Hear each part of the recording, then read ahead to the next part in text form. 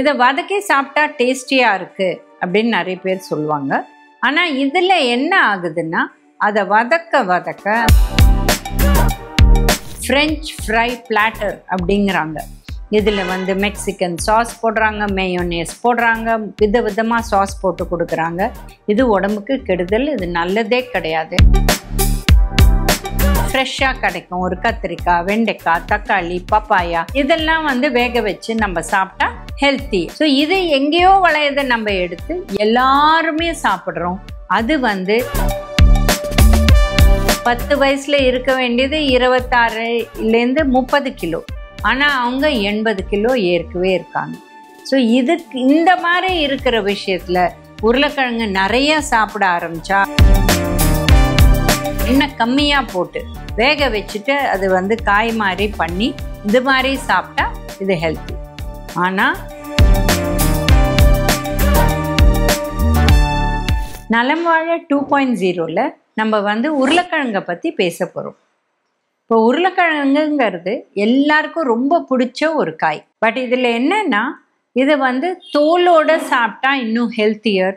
ஏன்னா அதில் இருக்கிற நார் சத்து உங்களுக்கு கிடைக்கும்.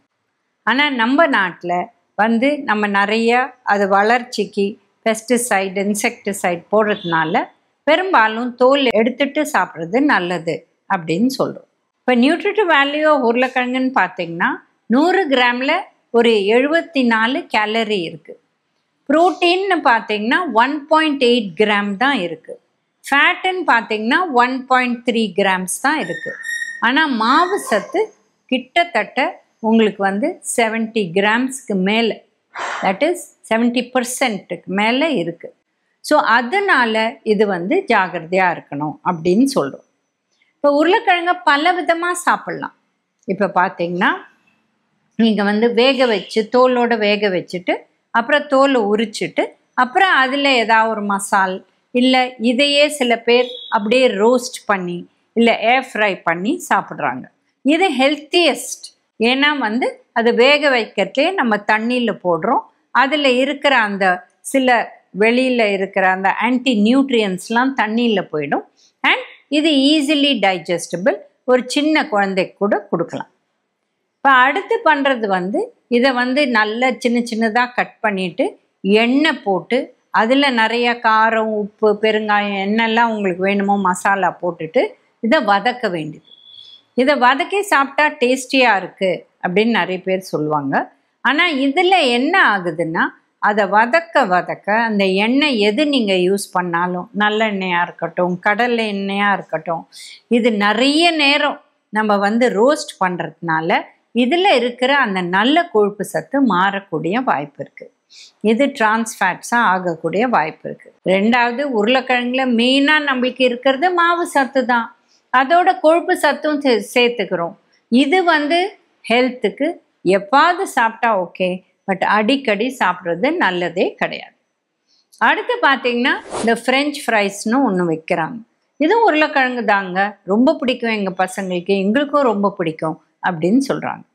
இந்த ஃப்ரெஞ்ச் ஃப்ரைஸ் பார்த்தீங்கன்னா சின்னதாக நீளமாக அதை நறுக்கிட்டு அதை கொஞ்சம் வேக வச்சுட்டு அப்படியே டீப் ஃப்ரீஸ் பண்ணி கொடுக்குறாங்க.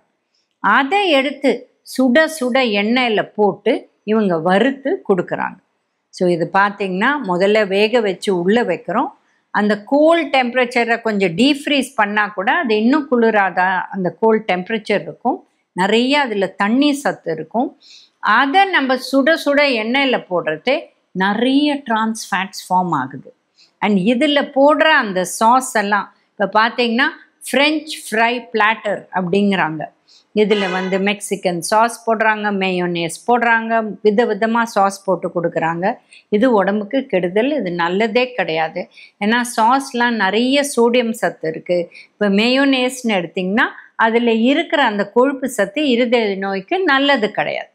அதனால ஃப்ரெஞ்ச் ஃப்ரைஸ் எப்பாவது ஒருக்க 2 பீஸ் 4 பீஸ் சாப்பிட்டா ஓகே. பட் கப்பு நிறையா, அதுவும் பிக் கப் வாங்கி ஃபுல்லாக சாப்பிட்றது நல்லதே கிடையாது. ஏன்னா அதில் இருக்கிற நியூட்ரிஷன் ஒன்றுமே கிடையாது. மாவு சத்து, கொழுப்பு சத்து தான் நிறையா இருக்குது. ஏன்னா அதில் போடுற மேலே விஷயத்துலாம் எக்கச்சக்க சோடியம் சத்து இல்லை இந்த வேண்டாத கொழுப்பு சத்து. இப்போ உருளைக்கிழங்கு எங்கே வளையுது அப்படின்னு பார்த்தீங்கன்னா கூலர் பிளேசஸ். இப்போ பார்த்திங்கன்னா மலை பகுதியில் நிறையா வளரும். பட் இது வந்து நம்ம சவுத்து எல்லா இடத்துலையுமே சாப்பிட்றோம். நார்மலாக என்ன சொல்கிறோம், பக்கத்தில் எந்த காய் கிடைக்குதோ அதை சாப்பிடுங்க, அதுதான் ஹெல்த்து. ஏன்னா ஃப்ரெஷ்ஷாக கிடைக்கும். ஒரு கத்திரிக்காய், வெண்டைக்காய், தக்காளி, பப்பாயா, பச்சை பப்பாயா கூட சாப்பிட்லாம். இதெல்லாம் வந்து வேக வச்சு நம்ம சாப்பிட்டா ஹெல்த்தி அப்படின்னு சொல்கிறோம்.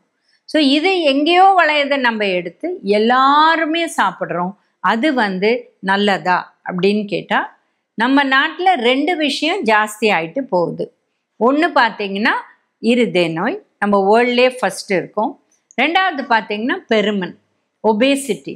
இது குழந்தைங்கள்லேயே வந்துடுச்சு, பெரியவங்களில் கேட்கவே வேண்டாம். ஒரு 25-30 வயசு இருக்கிறவங்க ஆல்மோஸ்ட் 100 பேர் எடுத்திங்கன்னா 10 பேர் வந்து 100 கிலோக்கு மேலே இருக்காங்க. சில பேர் 150க்கு மேலே கூட இருக்காங்க. சின்ன பசங்க 10 வயசில் இருக்க வேண்டியது 26லேருந்து 30 கிலோ, ஆனால் அவங்க 80 கிலோ ஏற்கவே இருக்காங்க. ஸோ இதுக்கு இந்த மாதிரி இருக்கிற விஷயத்தில் உருளைக்கிழங்கு நிறைய சாப்பிட ஆரம்பித்தா, அதுவும் ஃப்ரை பண்ணி நிறையா எண்ணெய் போட்டு சாப்பிட ஆரம்பித்தா அவங்களுக்கு ப்ரோட்டீன் ரொம்ப குறைவாக கிடைக்கும். இதில் பெனிஃபிட் ரொம்ப குறைவு. அதனால தான் உருளைக்கிழங்கை தவிர்க்கணும்னு சொல்கிறோம். இதை தவிர பார்த்திங்கன்னா டயபெட்டிஸ், 10 பேருக்கு ஒருத்தருக்கு டயபெட்டிஸ் இருக்குதுன்னு சொல்கிறோம். அப்போது இந்த சர்க்கரை வியாதி இருக்கிறவங்க உருளைக்கிழங்கு சாப்பிட வேண்டாம். ஏன்னா இது நிறைய சாப்பிட்டா இதில் மாவு சத்து தான் இருக்குது. இது பிளட் சுகரை ஏற்றக்கூடிய வாய்ப்பு இருக்குது. ஸோ உருளைக்கிழங்கை எப்படி சாப்பிட்ணும் அப்படின்னு பார்த்திங்கன்னா வாரத்துக்கு மேபி ஒரு தடவை, இல்லை 10 நாளைக்கு ஒரு தடவை, அதுவும் எண்ணெய் கம்மியாக போட்டு வேக வச்சுட்டு அது வந்து காய் மாதிரி பண்ணி இது மாதிரி சாப்பிட்டா இது ஹெல்த்தி. ஆனால் தினம் உருளைக்கிழங்கு இப்போ பார்த்திங்கன்னா வடக்க நார்த்தில் வெண்டைக்காய் பண்ணாலும் உருளைக்கிழங்கு போடுவாங்க, கோவக்காய் பண்ணாலும் உருளைக்கிழங்கு போடுவாங்க. இந்த மாதிரி கான்செப்ட் நல்லது கிடையாது. உருளைக்கிழங்கு டெய்லிங்கிறது நல்லது கிடையாது. ஏன்னா இப்போ பார்த்திங்கன்னா நிறைய பேர் அந்த உருளைக்கிழங்கு மாத்திரம் எடுத்துட்டு வெண்டைக்காவும் சாப்பிட மாட்டாங்க, கோவக்காவும் சாப்பிட மாட்டாங்க. ஸோ க்ரீன், ஆரஞ்ச், ரெட் இந்த மாதிரி காய், ட்ரெடிஷ்னல் வெஜிடபிள்ஸ், வாழைத்தண்டு, வாழைப்பூ இதெல்லாம் ஹெல்த்தி. இதெல்லாம் சாப்பிட்டுட்டு ஏதோ 10 நாளைக்கு ஒருக்க ஒரு உருளைக்கிழங்கு சாப்பிட்டா ஓகே. இப்போ அதே உங்கள் வீட்டில் ரொம்ப பெருமனாக இருக்கிறவங்க இருக்காங்க, இல்லை இந்த மாதிரி டயபெட்டிஸ் இருக்கிறவங்க இருக்காங்க, அதாவது சர்க்கரை வியாதி அப்படின்னா அவங்க என்ன செய்யணும்னா ரைஸை குறைச்சிட்டு அது ஒரு 1/4 கப் உருளைக்கிழங்கு எடுத்துட்டு ரைஸுக்கு பதில் அதுக்கப்புறம் நிறைய மற்ற காயை வச்சு சாப்பிடணும். இந்த மாதிரி சாப்பிட்டா ப்ராப்ளம் இல்லை.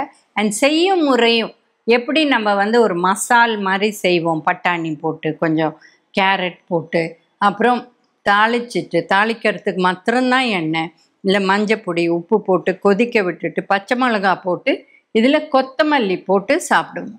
இது கடைசியில் கொஞ்சம் ஆறின அப்புறம் எலுமிச்சம்பழம் கூட புழிஞ்சு சாப்பிடுவோம். இது ஹெல்த்தியர் ஃபார்ம். பட் இது கூட டெய்லி சாப்பிட முடியாது. அதனால இது கவனித்து இருங்க. உருளைக்கிழங்கு பிடிக்குங்கிறதுனால டெய்லி சாப்பிடக்கூடாது. இப்போ மற்ற விஷயம் உருளைக்கிழங்குல பண்ணுறதுன்னு பார்த்தீங்கன்னா கட்லெட், இல்லை நீங்கள் எங்கே வெளியில் சாப்பிட்டாலும் ஒரு கட்டி ரோல், இல்லை பஃப், இதில் மெயின் ஐட்டம் உருளைக்கிழங்கு. அதே மாதிரி பராட்டா இதை எடுத்தாலும் உருளைக்கிழங்கு அதில் மெயின் ஐட்டம். ஸோ அதனால் வெளியில் நீங்கள் சாப்பிட ஆரம்பிச்சிங்கன்னா உருளைக்கிழங்கு டெஃபினட்டாக இருக்கும்.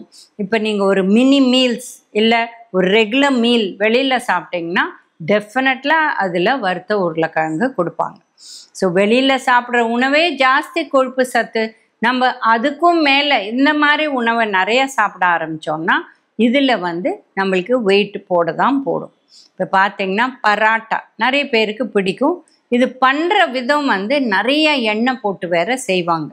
இது வந்து ப்ராக்கலி பராட்டாவாக இருக்கட்டும், இல்லை காலிஃப்ளவர் பராட்டாவாக இருக்கும், எதுவாக இருந்தாலும் அந்த மசாலாவில் கொஞ்சம் உருளைக்கிழங்கு இல்லை நிறைய உருளைக்கிழங்கு போட்டு கொஞ்சம் காலிஃப்ளவர் போட்டு தான் வெளியில் பண்ணுறவங்க கொடுப்பாங்க. ஏன்னா காலிஃப்ளவர் இதெல்லாம் விலை ஜாஸ்தி, உருளைக்கிழங்கு விலை கம்மி. ஸோ அது பைண்டிங்க்கும் ஹெல்ப் ஆகும். ஸோ இந்த மாதிரி பண்ணுவாங்க. அதனால நீங்கள் வெளியில் சாப்பிட்டா கூட பெரும்பாலும் எந்த அளவு உருளைக்கிழங்கு இல்லாத உணவு இருக்கோ அது சாப்பிட்றது பெட்டர். அண்ட் ஃப்ரெஞ்ச் ஃப்ரைஸ் எல்லாம் அவாய்ட் பண்ணுறது பெட்டர். ஏன்னா இதில் கொழுப்பு சத்தும் நிறையா இருக்குது. இதில் பண்ணும் முறையில் டிரான்ஸ் ஃபேட்டி ஆசிட்ஸ் வருது. இது இருதய நோய்க்கு நல்லதே கிடையாது. இதெல்லாம் ஃபாலோ பண்ணி நலம் வாழ என்னாலும் என் வாழ்த்துக்கள்.